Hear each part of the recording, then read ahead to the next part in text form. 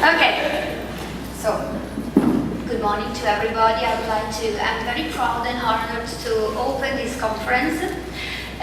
Thank you so much to be here, and I am very happy because today is a very beautiful day for all us.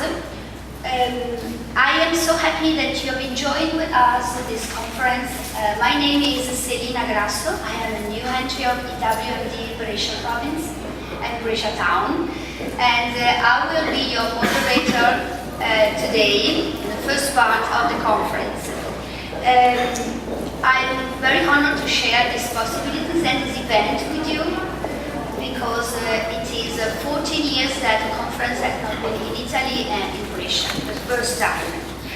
As you know, it is a possibility also to be involved in the conference, writing with Twitter and launching a tweet, and the hashtag, I repeat for the one that know, is hashtag EWMD 2013. I hope that it's correct that I stand, but I want to be more empathic with you and not so formal, because we are all together to discuss arguments and topics which are naturally very important, but at the same time must be a sign of cooperation, and because all people are involved with ideas and with different way of thinking and constructing our Europe of the future. The title, as you know, is Citizenship and Diversity in Multicultural Europe, and the conference, as you know, is dedicated to the rights and to the steps that we have still to make to reach and to achieve equality and opportunity, not just financial and economic speaking, but above all in being together we are European citizens. This has been a great effort for all us in preparing, and hope that everything is right and that you enjoy not just our time, but particularly this time together. I would like first of all to thank you, all the politics which are here, and public administrators. And first of all, I would like to thank you, the one who cooperated and worked very hard and strongly in the EWMD of Europe. And first of all, I would like to thank you and say welcome to our international president, Chris Hauff, and co-president, Ursula Bolle. Thank you for being here.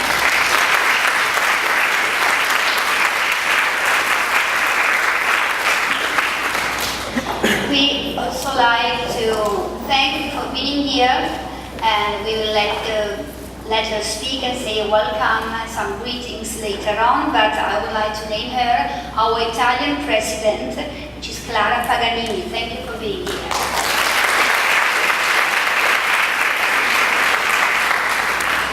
I would like to thank you with heart. Let me be a little bit personal, not just because I'm from Brescia, but just because I am new and she welcomed here in this new association. It's with heart and with passion that I would like to thank and welcome our Brescia president, Daniela Bandera.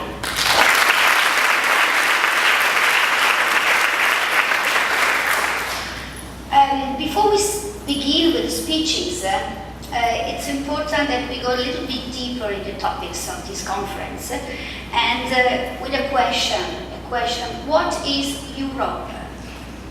What is really Europe? It's just a name, it's just a collecting of different countries. I think you can allow me to say something personal, just because I want to break the ice. I have a daughter who's studying in Philadelphia for a semester, and she wrote me a WhatsApp message last night, and it was for me very important that I say it, and I will say tomorrow to the ladies.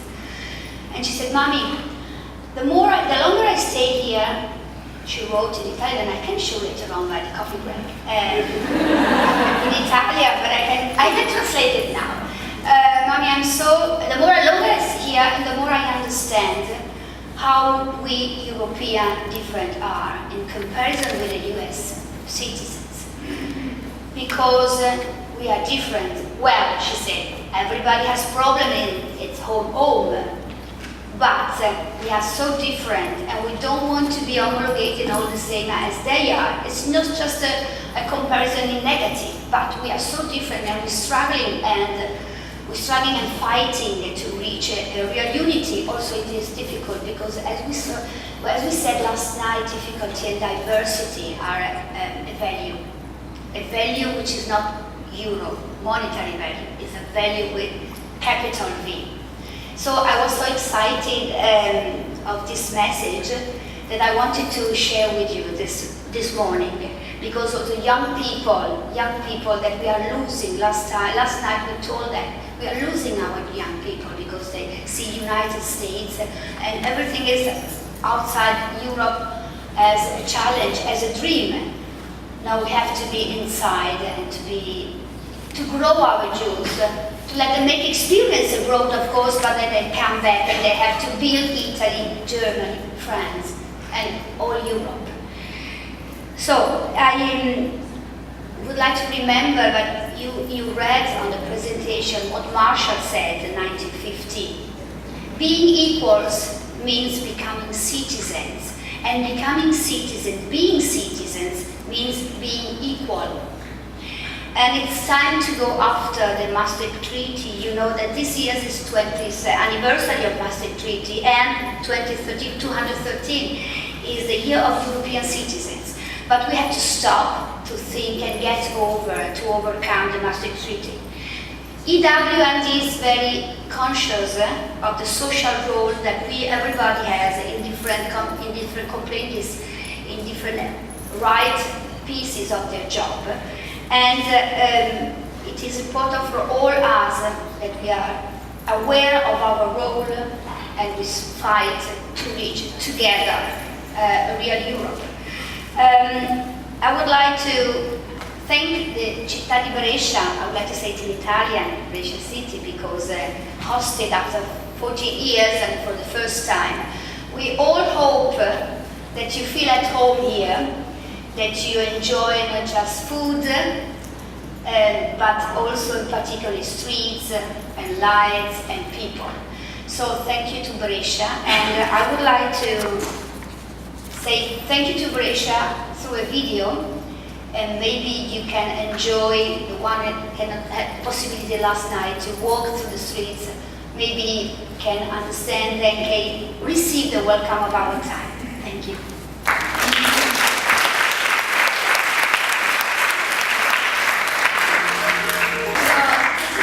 Of our town, and I would like to call on the stage a representative of the institution, a friend, Anna Maria Gandolfi, which is the Counselor of Equality and Parity. Please.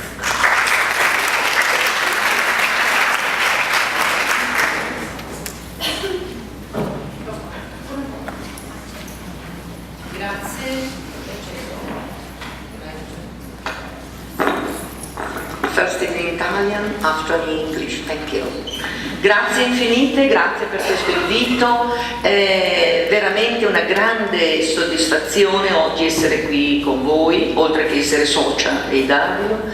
È stata ieri sera una serata molto commovente per tutte noi. Abbiamo anche pianto.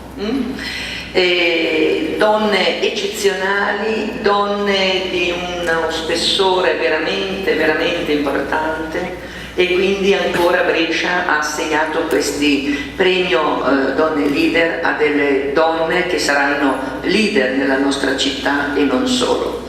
Oggi ci aspettano dei lavori veramente importanti, temi decisamente importanti per tutte noi e per l'Europa, per l'Italia e per l'Europa. Quindi il mio grande, immenso e di cuore augurio di buon lavoro. First of all, I want to thank you very much to the organizer of this important international conference. That's the same that organized yesterday evening. Brescia is very, very proud to say you welcome and join with you this very important conference. Moreover, I am very happy to meet you, to meet many friends. Thank you very much to be here today. I wish you a good workshop. Thank you very much.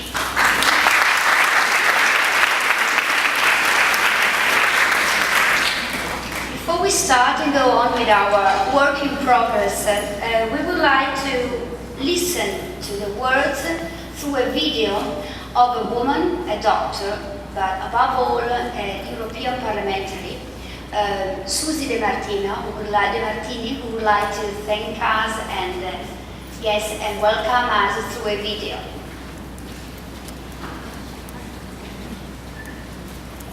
To begin and to introduce the speakers, let me give to EW a big thank to the patronages that helped us to work and to organize that, which is I say it in Italian, Regione Lombardia, Provincia di Brescia, Comune di Brescia.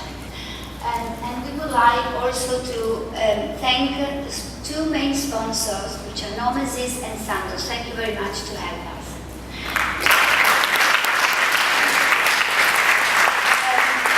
Now we are ready for the official opening and to get deep into the contents. We are ready, and please help me to give a warm welcome for the official opening of the words to our international president, Chris Hauff.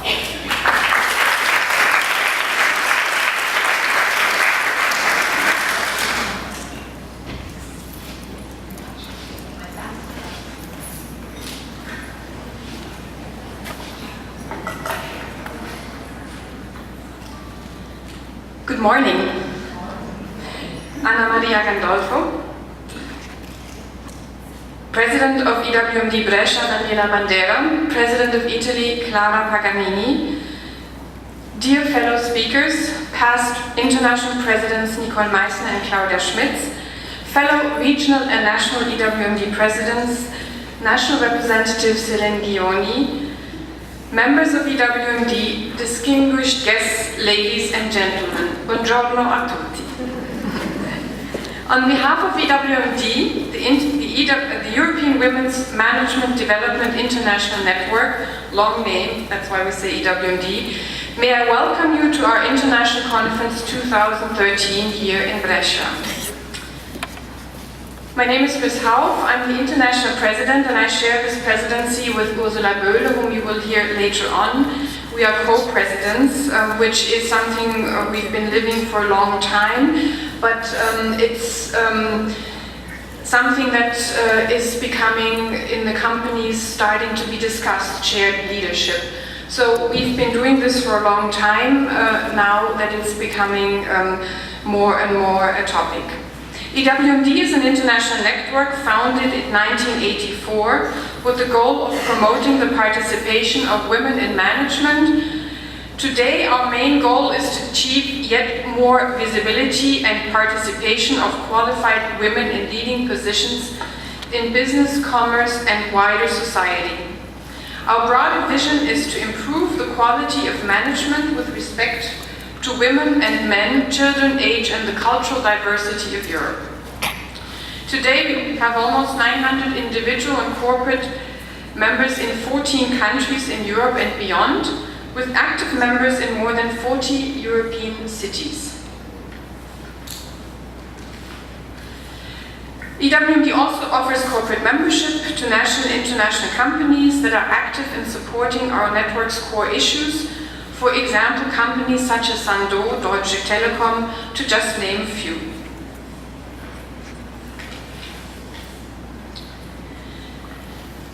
Members share professional experience in established business and private contacts through networking events and active engagement, regionally, nationally, and internationally.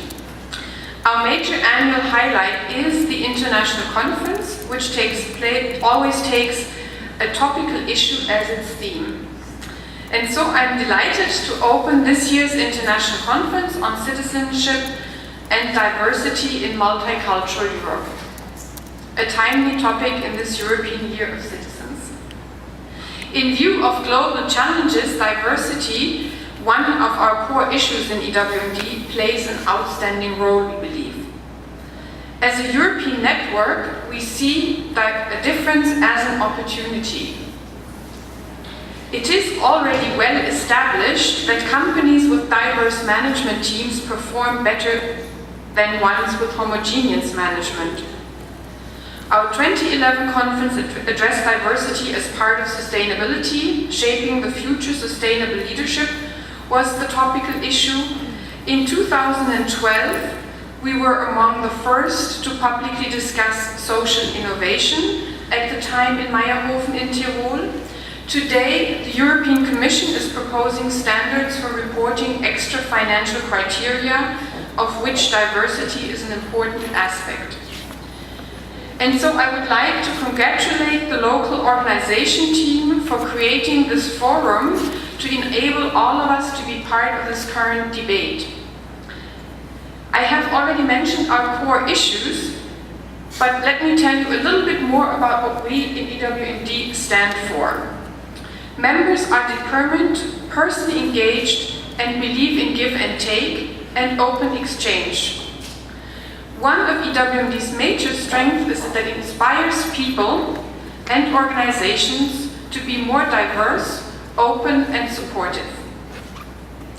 Besides focusing on best practice and the active exchange of experience, we also look for new trends and perspective in diverse business environments. Experienced professional women inside the network sponsor one another and function as role models internally and externally. And on that note, on behalf of EWMD International, I would like to thank the Brescia EWMD chapter for such an inspiring evening yesterday. The award ceremony of the Female Leader Prize was wonderful. To see such a vibrant, active and motivated team clearly enjoying the organization of such an excellent event was an inspiration to us all. Please give them a hand of applause.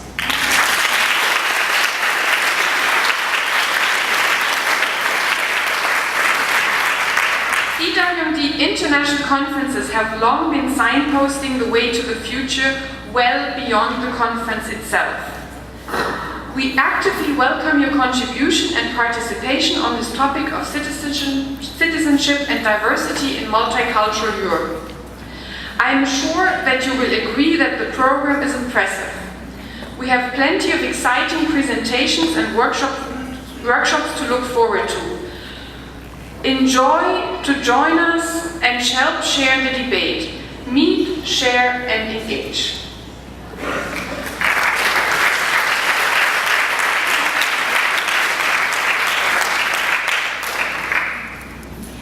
I would like to thank and welcome and say benvenute to all participants, Italian participants of the other delegation coming from Italy. Grazie di essere qua alle altre delegazioni and enjoy the conference. Now I would like to say that the topic that we're discussing tonight will bring a lot of questions and a lot of answers, and I assure you that we will do everything possible to get your questions to the speakers, as many as we can in the time we have to get today. So please, if you have questions or comments, I repeat, we have please launch a Twitter. Also in Italian, they will be translated, no problem. And I repeat, it's hashtag EWMD 2030. So please feel free to send every comments, critics, and questions, also in other languages, which are not English. So I would like to introduce my first speakers for the first part, and I will give you a general introduction before they come on the stage and begin their speech. And I'm very proud and honored to have different experts. We have experts speaking about finance and economics, where Europe is going to, and people and speakers which are experts in what is the role of women, because we are involved in this argument, in this topic. So, which is the role of women in the growth of Europe, which is equality, which is sisterhood. And I would like to mention and I call on the stage Professor Luca Bagato, which is a professor of international finance economics and monetary and financial market at the Cattolica University of Piacenza. And important to say it is the independent advisor of MTS Fabio board, and which is very important because it's connected to the London Stock Exchange, if I'm correct. So he's going to speak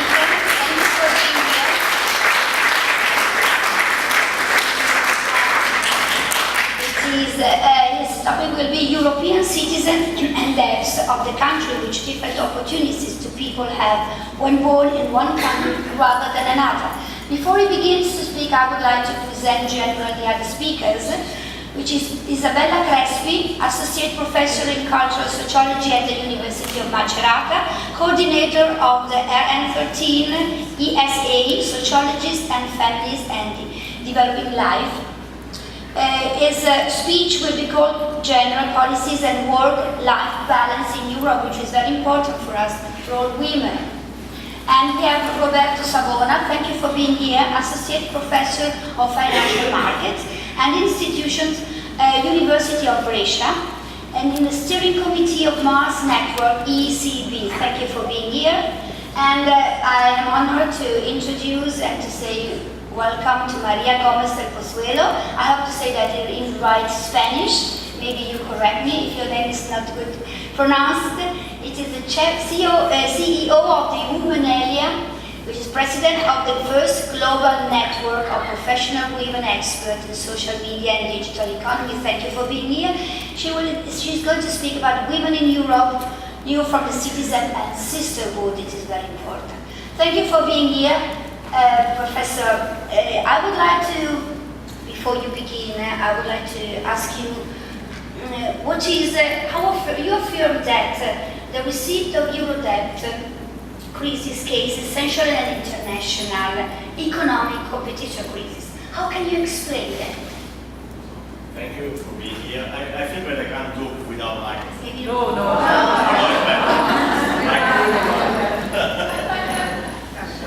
Better. Okay. Thank you for being here. That's an impressive audience. So I will try to answer this question. It's not easy because it is a critical, I think, moment for Europe.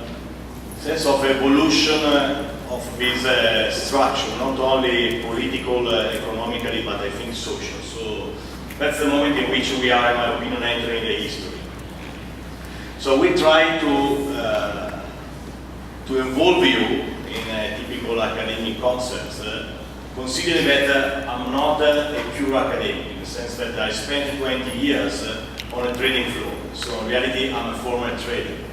So I was one of the traders that for Southern Brothers speculated against BTPs. I'm now trying to introduce also the academic theory inside the real practical world of financial markets on one hand, and trying to help this big electronic system and platform that's MTS, which every day we see the exchanges and the turnover of around 8 billion euros of European bonds to work properly with the right, obviously, actors. So in terms of debt, when we introduce debt, deficit, and so on, the first thing we need to focus about is that debt is the total amount of expenditure for a country, considering not only what is necessary for the current expenditures, but also what is necessary to compensate the previous debt. Okay? So it means that if a country like Italy or like the US issued bonds, typically to cover the necessity of the debt, to compensate that, they need to pay, obviously, every period a coupon. Okay? And coupon means a sum of money that periodically has to be paid to people who bought the bonds. This amount of money enters in the debt. But the most important thing is to consider that is relevant for a country, the deficit. It is exactly what, on the contrary, on a yearly basis, we need to compensate just the current expenditures. And then the compensation is taxation. I will tell you why it's relevant, because that's the first element of driving inequality. Sorry. It's better than me, sorry. Sorry. Why that's a driver of inequality? Because theory tells us that obviously if you get a lot of debt and you issue bonds, a couple of people can receive money in any case to increase the personal income because they can buy bonds. But bonds are not for everybody. It's just for people who can save money. Or on the contrary, pay taxation, everybody. So that's the problem we have also in terms of academics to reconcile and to make a symmetry between people that gain money and creates income opportunities on the back of debt, and people on the contrary receive the black side of the debt, paying taxation anytime.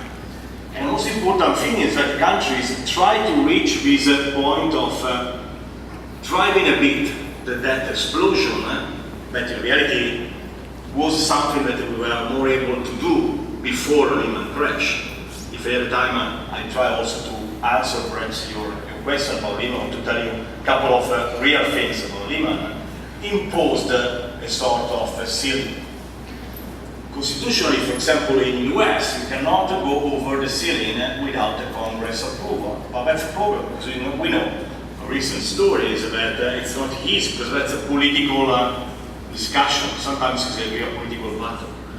European, on the contrary, monetary union, when had to think about that, they introduced two things, sort of quantitative rules, the typical German rules about quantitative.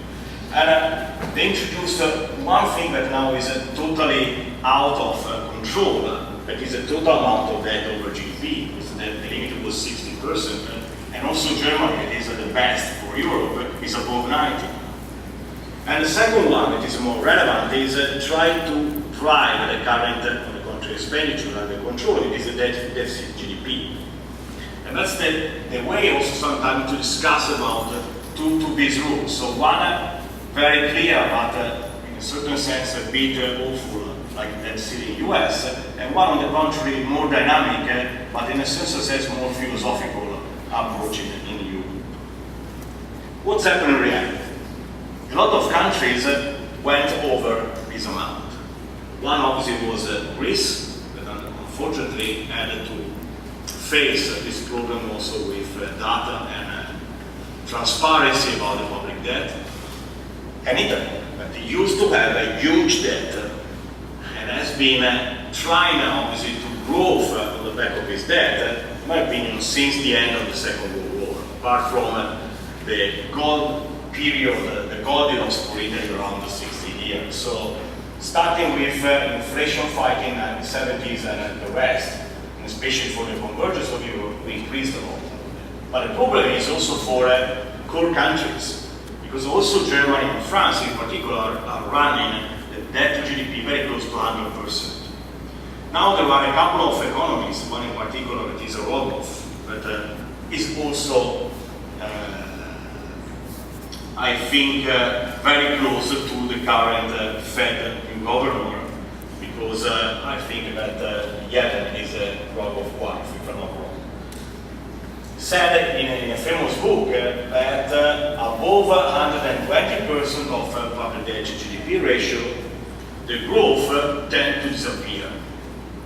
On the other side, there is a liberal approach that I support more, like Krugman in the US, say it doesn't matter the debt to GDP. The Japanese case is an example. What matters is the growth of the country. And we show that this is relevant for us, especially in Europe, because now we are under this problem and in a certain sense a corridor of the austerity. So what about, on the contrary, the main part, the deficit GDP? We see that Italy in this case is not so the worst country. Germany in any case is the best country, but we are, for example, better than France, and the problem, on the contrary, in Europe is more for Spain and Portugal. And that's relevant, in my opinion, consider the fact that also when you have to study about the debt, you need to split between the public debt and private debt. There are a lot of countries in which there is no private saving. So it's a problem because the money that, in a certain sense, arrives in the country, so the inflows of the money to buy bonds is necessary from abroad. And when there is a crisis, the most important thing is that you need to save a bit your time. You need to buy time. Anytime you talk about debt management, you are talking about debt credibility. ECB, in fact, intervened in the market to buy time. Why time is relevant for financial market? Because imagine that today there is a political crisis in Italy. I don't imagine that, but imagine that there is. And tomorrow we need to issue a big block of 10 years PDPs. You need to have the time to postpone, for example, the issue by 2 or 3 weeks, just to save money for the country, just to buy time and to see if political situation could be solved. On the contrary, if you are obliged to do that because you get a problem with your debt management, obviously on Monday the probability that your risk in terms of default increases is very high. So it's a problem in this sense for countries that need foreign money, obviously, to manage this debt, because anytime there is a crisis, this foreign money tends to disappear. Okay? There is a lot of speculation about public debt. That's a way to see private saving and speculation saving every day on the market. So that's the Krugman situation, just to have a look about what's happening in Europe. Okay? I used for this presentation the right name that perhaps you can find on a lot of media or newspapers like PIGS. I prefer GIPS, that in any case is a Greek, Greece, Italy, Spain, Portugal, and Ireland. Exactly the countries in which the debt appeared in a very bad way. Okay, Ireland was the first, and in a certain sense Italy was the last, but Italy was the real target. Anytime the market enters speculating against the public debt, the real target is Italy. It's not Ireland, it's not Spain, it's not Portugal, because the debt is irrelevant for financial market. Italy is a relevant market, unfortunately, because we are the 4th biggest market in terms of debt for all the world, not just for Europe. Okay.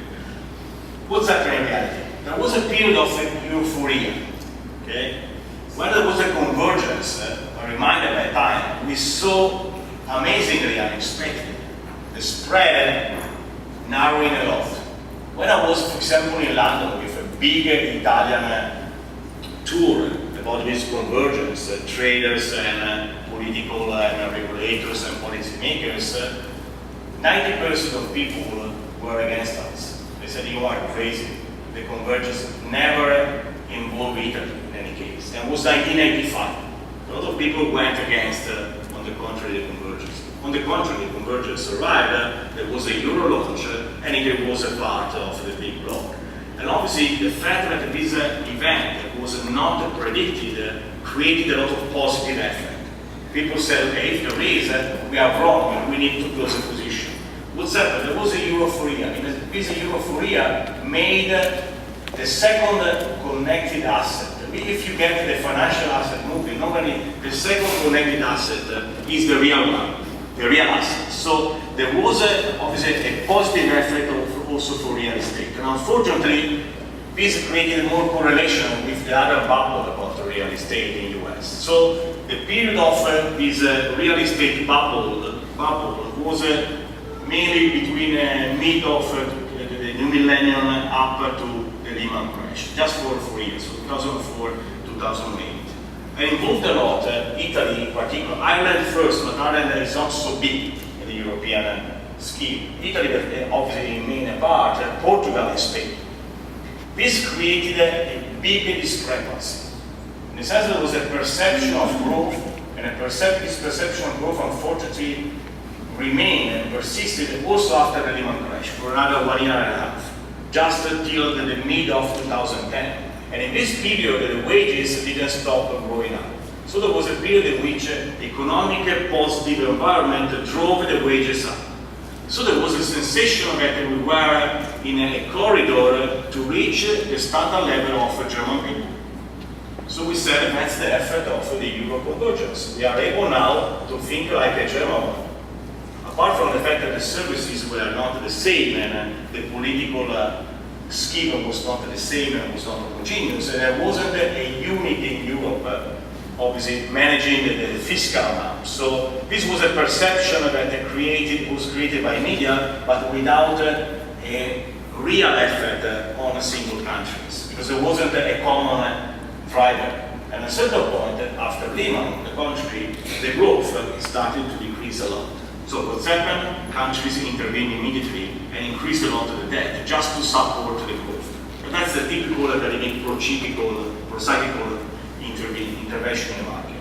There was a cooling up, so private business decreased a lot, public business increased a lot. But at a certain point appeared the Greek case. They said, what's going on? That's the problem in terms of numbers. Greece obviously gave the wrong numbers, but if Greece is in trouble, what's happened to Portugal? What will happen to Spain, and in particular to Italy? And there was just the reversal, like Armageddon in 2011, and the same euro concept was in a critical zone. For weeks, we were very close to see the destruction of all what we created in the previous 15 years. And the result was the austerity. They said, if we are in this condition, we need to increase the debt management, and then obviously it's not a problem of growth, now it's a problem of debt, too much debt. And that's the problem in terms of debt conundrum that we see in the following picture. What's debt conundrum? If you talk about a ratio tax, so means a number against another one, which is more relevant? Politically, it's more relevant in the sense that the fact that the growth has to be increased up or the debt has to be decreased up. So what you want to maximize, what you want to minimize? Obviously, for electoral results, the first was more important. You had to increase the growth. There was no possibility to do that apart from restructuring something, apart from real political intervention. And on the contrary, the political answer in all Europe was very, very slow. It was a smoothing approach by political parties to face this problem. So they said, if you are not able to create new ideas on the top, we can't create new ideas on the bottom. So they tried only to manage the debt. This created the austerity corridor. But austerity means less growth. And less growth means, at the same time, more debt to GDP in the future. And this created, obviously, the debt conundrum. So what appeared like a real estate bubble in the US and perhaps a problem in terms of financial system in the US was translated a couple of years later in a debt conundrum for Europe. So again, we were very, very close to see the impossibility to grow in line with the rest of the world.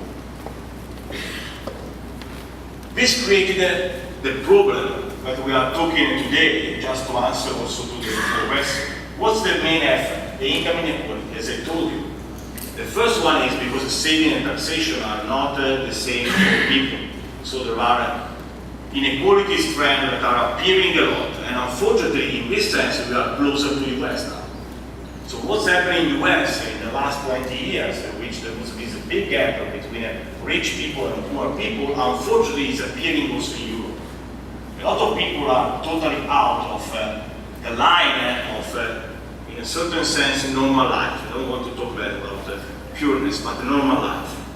This is happening in the US. On the contrary, rich people, in a certain sense, that tend to invest a lot of money, are receiving more money. And banks, unfortunately, they were the starting step for this crisis, instead of being regulated or restricted in investment amount, they were, on the contrary, stimulated by the quantitative easing to buy more bonds. So there was an explosion of public debt in this balance sheet. Now the Federal Reserve is full of bonds in the balance sheet, like the rest of the banks, and it's the same also for Europe. So now the problem is the exit strategy. What do you do? Obviously, to decrease the liquidity in the future without stopping the growth of the countries. So that's the reason why I said that current inequality is higher than forward inequality. Because in the forward time, the exit strategy will decrease a lot of this inequality, but right now is a starting point. Rich people, in a certain sense, tend to concentrate more of the world income, and this concentration increased, if not wrong, by more than 25% in the last 10 years. Okay? Taxation pressure. That's what we perceive a lot also in Italy. Taxation pressure is amazingly going up.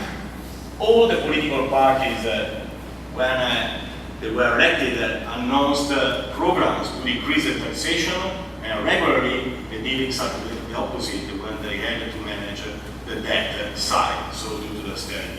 And in this sense, the current situation again is higher than forward. Forward, perhaps on the back of more growth or more better debt management, we decrease a bit the taxation, but for time being, the taxation is a real problem. And obviously the first two, income inequality and big taxation, are the main problem for the growth. You don't get enough consuming. What is happening is that you get the survival consuming, you don't get the right answer and the right correlation with pricing, and the price try to represent what's the main risk for countries, for advanced countries. That's called deflation. When you get deflation, the central banks cannot intervene in the market because they can simply inject liquidity. But the more liquidity gets just the opposite effect. The perception of more deflation, so negative inflation.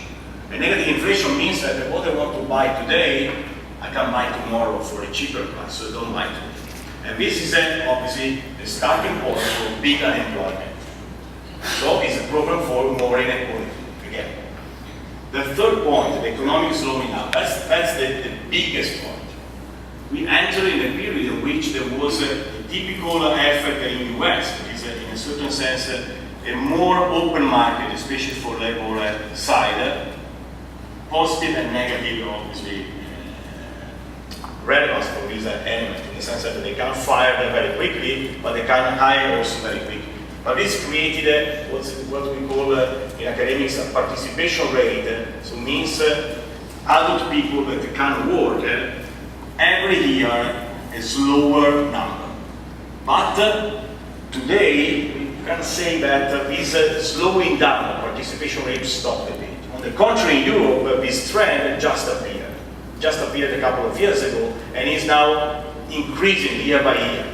Why? Because obviously there is not enough growth, and due to the outsourcing of this globalization versus emerging market countries, especially in Asia, we are not able now to recapture the manufacturing activity. So our propensity to produce in advanced countries decreased a lot. We were in a certain sense slaves to the service activity, and the service produced a huge increase of employment before the even crash, but now is producing, unfortunately, correlation to fire people anytime. And without services on the top level of a group, without growth of manufacturing services, manufacturing production, you are not in condition to restart employment. So you are exactly in what we call the depression zone. So it's still the beginning, but that's a black corridor. What's happened about competition? Obviously, Europe is a different country in which you get one country perhaps specialized in manufacturing, like Germany, especially for mechanical or automotive. Other countries specialized for other things, for example, biotechnology, like is happening also in Italy. But it's not the same in terms of import-export trends, and it's not the same in terms of labor cost. There are countries like Germany in which labor cost is under control and the export trend tend to be higher than import. Countries like Italy, on the contrary, in which we get a slowing down trend for exports and get a higher labor cost. So the productivity in Germany remained high on the top, and productivity in Italy, on the contrary, in Spain decreased a lot. How to solve that? Obviously, austerity means debt management in southern countries. Gypsy, that's fine, but the balance sheet is higher growth in Germany, or Holland, or countries, or Austria, countries that normally tend to have a higher productivity. Because on the contrary, who will buy the production of the Gypsy if it's not inside? And the rest of the world try to compete on the same level, so exporting to US.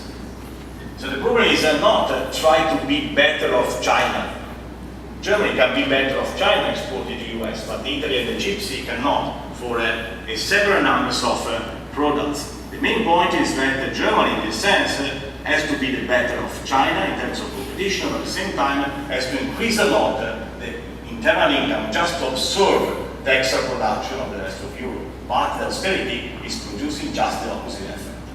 Instead of increasing income in Germany, Germany is decreasing that due to a more austerity in Germany than the rest of the Euro. This is creating a lot of imbalances. We are not able now to grow. Germany is slowing down, and we are slowing down more. Okay. And the rest, obviously, about the public expenditure. When you cannot grow, the government tries to intervene and to spend more just to compensate. They cannot pay for education. And And so you get the same effort that made emerging market countries, especially in the middle of 80s, so far from our growth. We need, on the contrary, to be more flexible in this sense.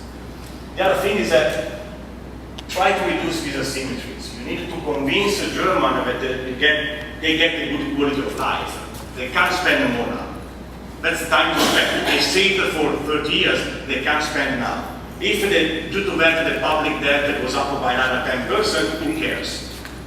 It's not a problem. Japan is around 200% of public debt to GDP, and without growing intervention, they never reach any time of 0.1 more GDP growth. They remain just in depression till an announcement of a new quantitative easing. So if you want to avoid this Japanese depression of balance sheet, you need obviously to spend more where the public debt is under control. And this try to compensate obviously a less expenditure in terms of public expenditure and private expenditure, where on the contrary public debt is under control, like in South Africa. Then domestic responsibility. What we call is that we need a common approach to public saving.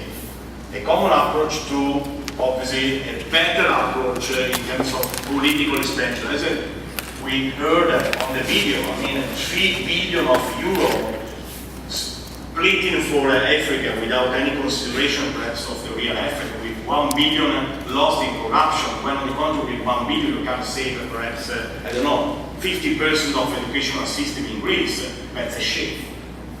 We need in this sense also to come back to our Europe, not only going around. We need also to be more balanced in terms of intervention. Because now, in my opinion, the North Africa we get inside the Europe, especially for Southern Europe. And the problem is that, on the contrary, the situation where politically is so bad that these people is trying to imagine a better solution for our countries that we cannot obviously satisfy. So this is creating a big social problem. And the European Central Bank needed to reach support about this idea to survive the euro anytime and to take time in this sense, so to be more credible in the market. And so we needed to be, in this sense, a common zone, not a zone in which when the Central Europe says something, there is anytime a comment by France on one end, a comment by Italy on the other side, a comment by Spain. So get a sole central bank with a lot of in reality reaction locally, still active. And that's a problem. Okay? In my opinion, the biggest effort is trying to integrate the commercial and the trading inside Europe in a proper way. What in reality created a common zone for the US was not the public or the fiscal management, was the trading integration.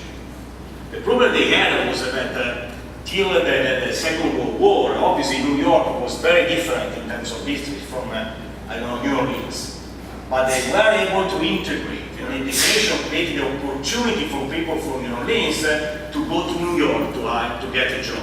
And perhaps after a certain period, to come back to New Orleans and to launch their activity. We are not in the same situation now. Because on the contrary, the frontiers, the barriers that the European created about this labor integration, instead of decreasing, increased a lot. There is a lot of opportunity in the Europe in terms of education. We see a lot of students going around the world, but then when they want to get a very flexible job, they go to US. And that's a shame for you. As we said at the beginning, we need people remaining in Europe, going in US to get experience in Asia, but coming back to Europe, in all Europe, and moving very fastly from one country to another, just to spread this new culture, just to spread this new opportunity. And we never reach this point. Never reach the beginning of this point. Okay? And obviously, less effort on that and more effort on growth, try to manage better in the future is an amazing debt to GDP ratio that is in reality driving all the countries to the wrong side. So that's the end of my presentation. I don't know if we have the space for questions. At the end, we probably give questions. Okay. So you can join that.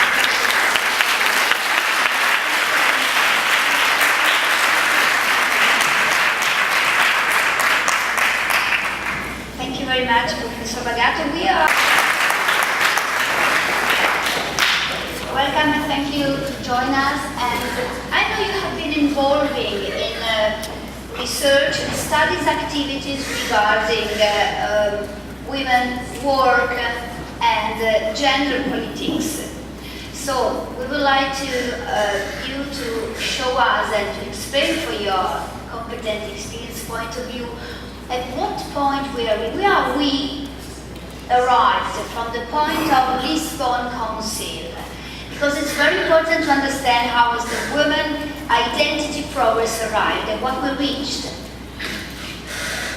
Start a process of reconsidering gender policies, work-life balance, and so on through the main, the main instrument of gender mainstream.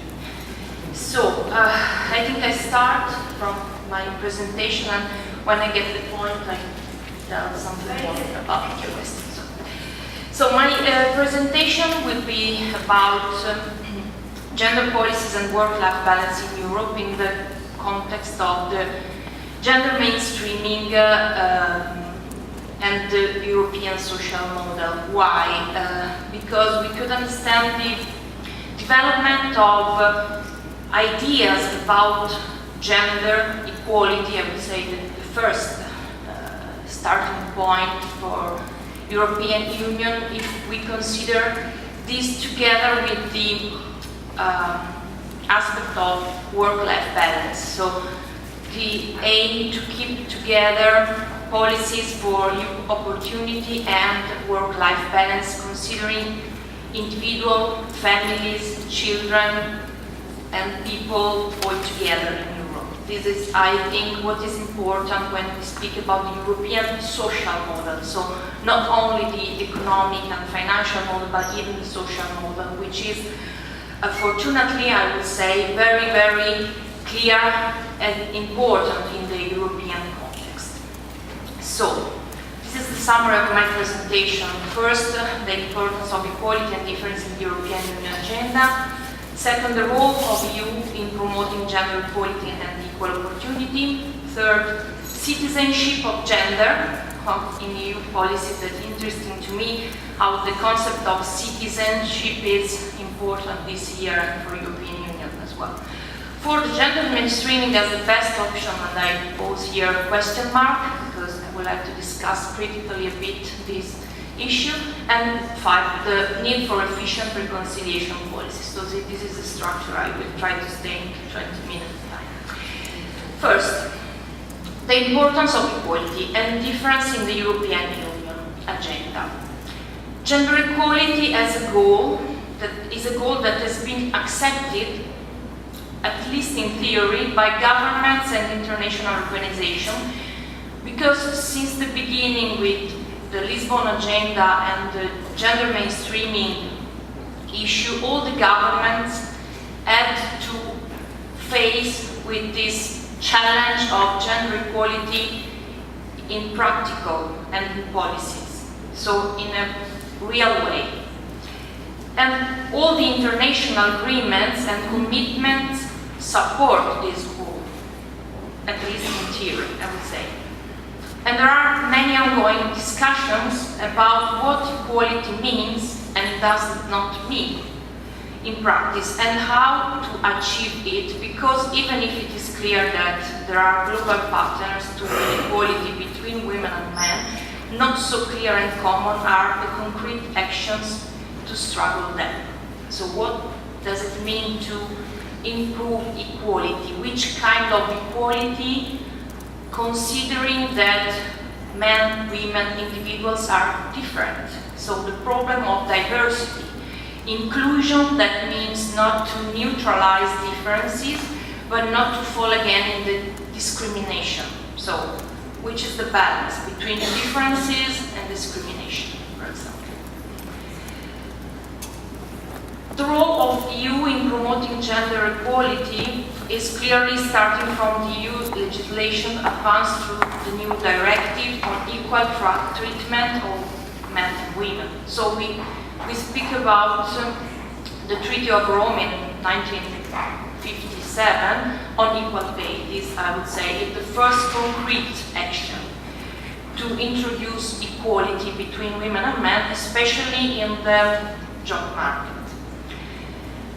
Then the EU mainstreaming on gender as the integration of the gender perspective into every stage of policy processes was a further step. So we are not only looking at equal pay, because this is not the only aspect to consider, but also how to favor real participation of women into labor market on the same, with the same opportunity of men, for example, but also how to improve the wellness and happiness of people and about their everyday life, so including private life, not only working life.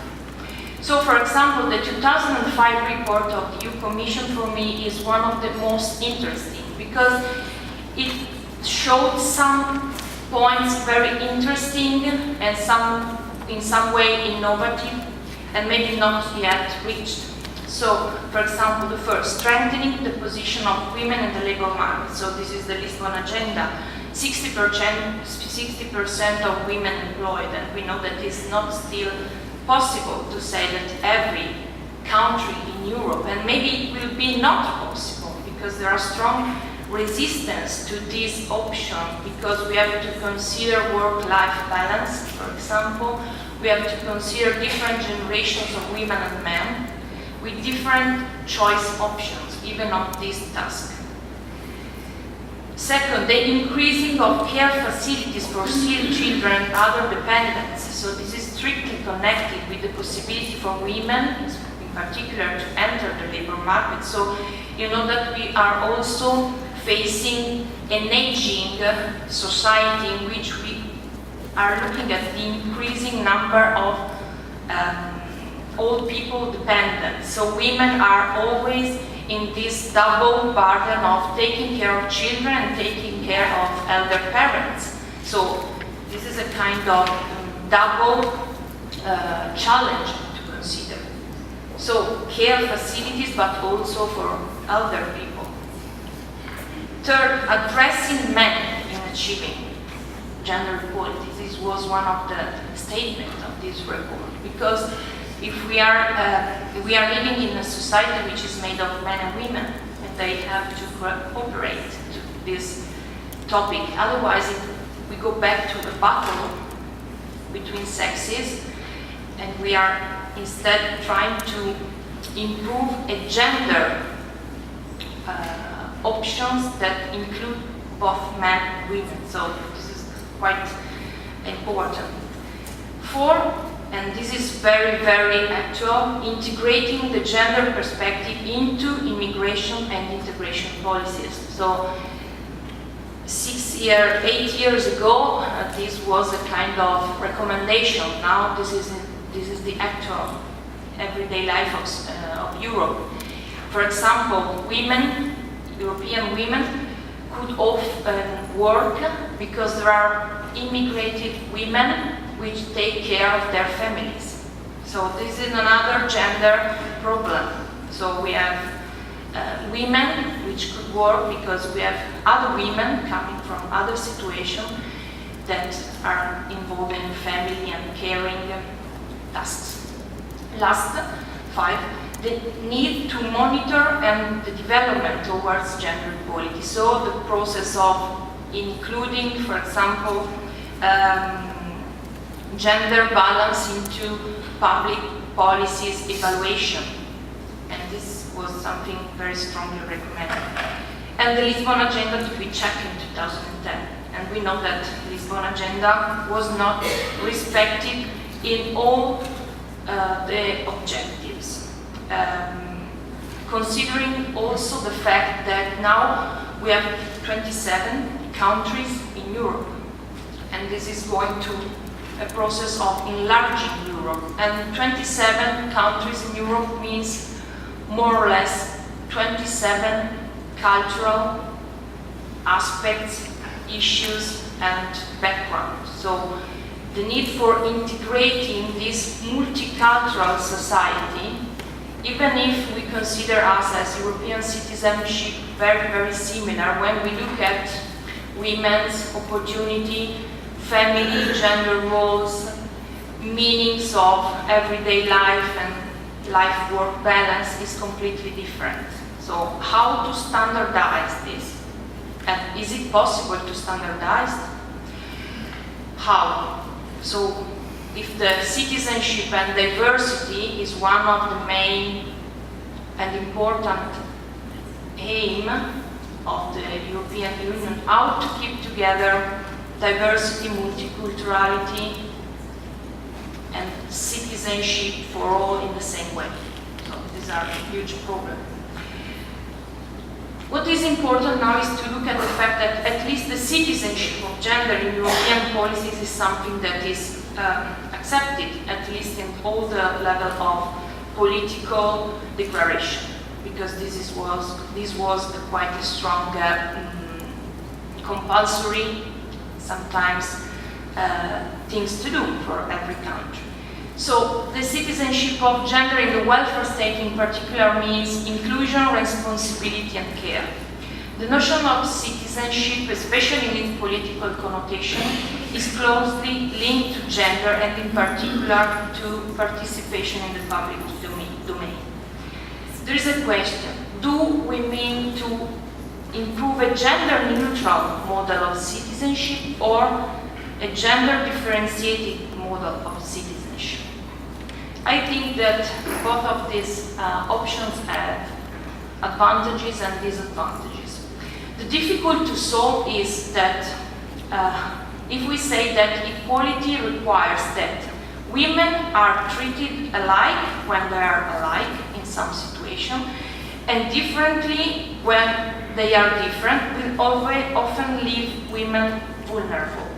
So if we stress, for example, the women diversity from men, this could be an advantage, but sometimes it is a kind of considering women as a different human being.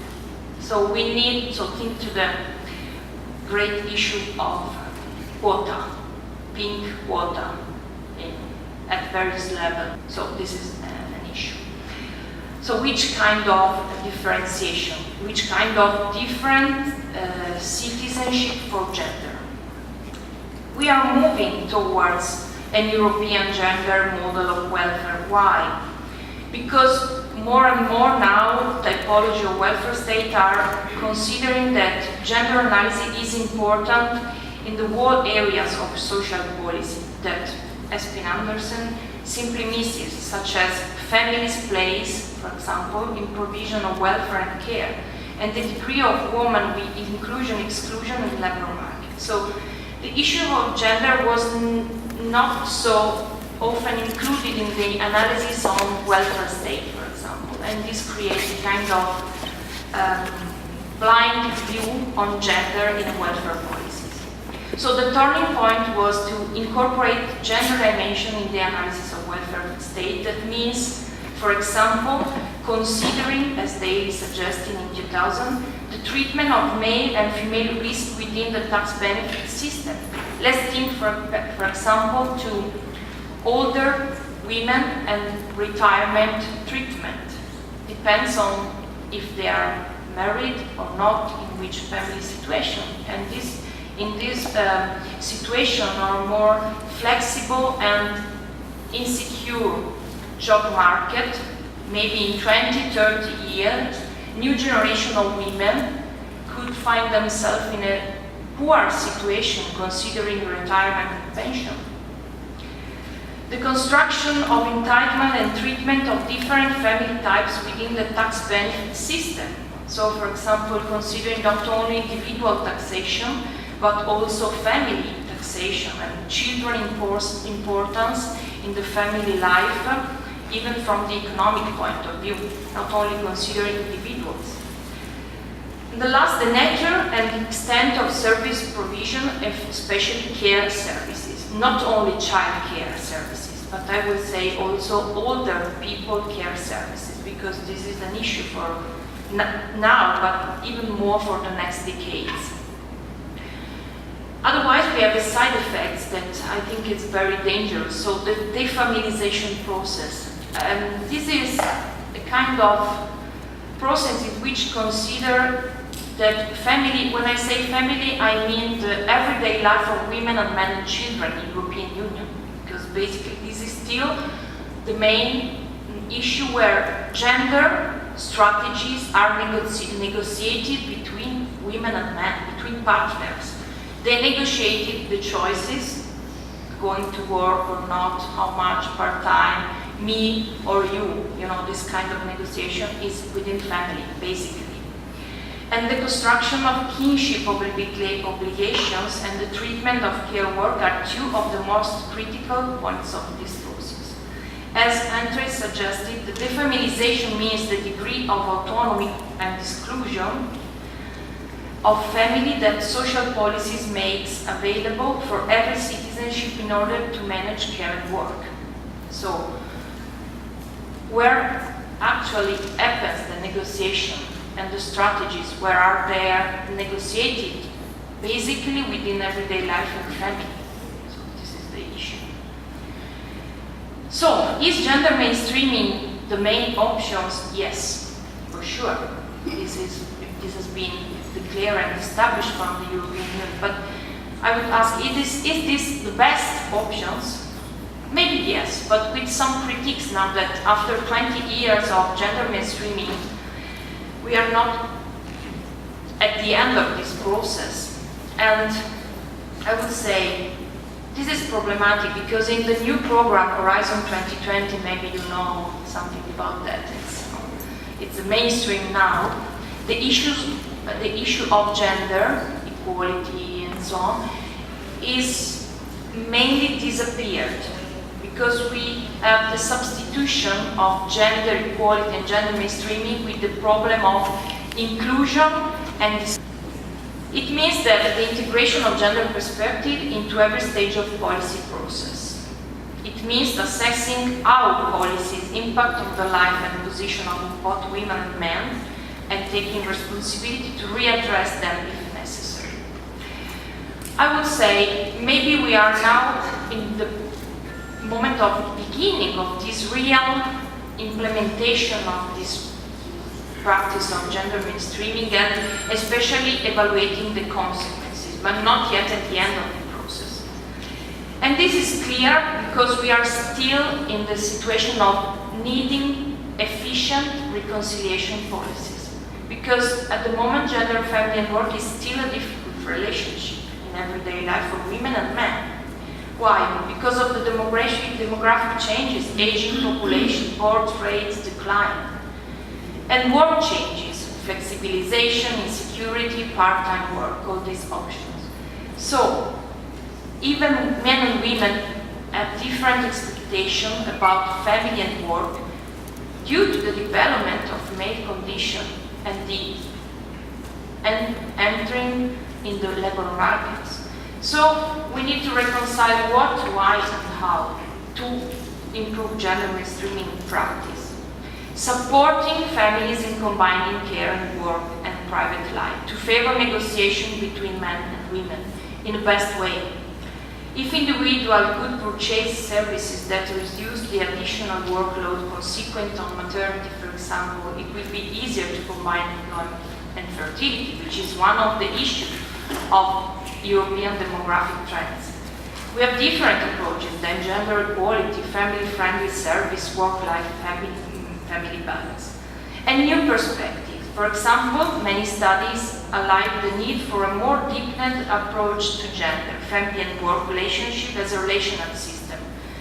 So the combination of this system not only oriented to one or two individuals. And from another point of view, the great attention dedicated to family well-being effects, positive effects on workplace. And community studies push forward to consider the possibility to involve more social subjects in the redefinition of social policies, facilitating work-family balance. I was now concluding 5 dilemmas, I would say, still remain. First, to solve family, gender, work conflict and reconciliation policy is an individual or relational solution. So we need to focus only on individual rights or even to family, community, workplace relations. Should we consider gender versus family as if we are living only as men and women and not included in everyday life in negotiation within our relationships or family life?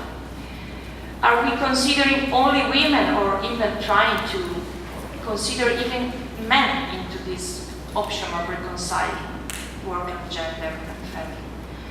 Alone versus together, so we are looking for individual-oriented policies or to relational-oriented policies, including workplace and family. And last, are we going towards individualization of choices or responsibility of choices? So, is the individual responsible, or we should consider the responsibility of our next generation, for example, towards children and so on? So, these are some dilemmas I would like to leave to you, maybe to discuss in the workshop or in the future of your work. So, thank you very much.